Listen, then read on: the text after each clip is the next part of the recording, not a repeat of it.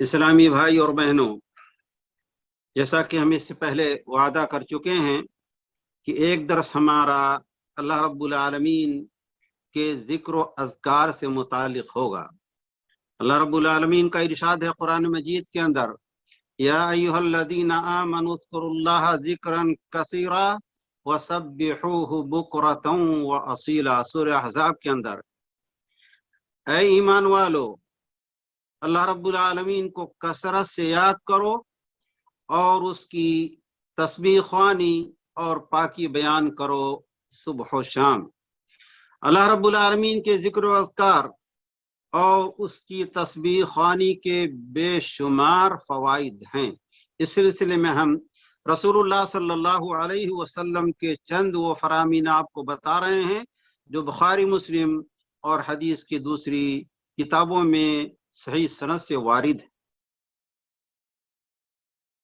امام مسلم رحمۃ اللہ علیہ روایت کرتے ہیں، حدیث کے راوی ہیں سمرہ ابن جندب رضی اللہ تعالی عنہ، کہتے ہیں کہ رسول اللہ صلی اللہ علیہ وسلم نے فرمایا، احب الکلام الی اللہ اربع لا یضرک بأیہن بدات، سبحان اللہ والحمد للہ ولا الہ الا اللہ واللہ اکبر۔ رسول اللہ صلی اللہ علیہ وسلم نے فرمایا، اللہ رب العالمین کو 4 کلمے بہت ہی پسند ہیں، بلکہ سب سے زیادہ پسند ہیں۔ اسے بھی معلوم ہوا کہ محبت یہ اللہ رب العالمین کی ایک صفت ہے، محبت کرنا۔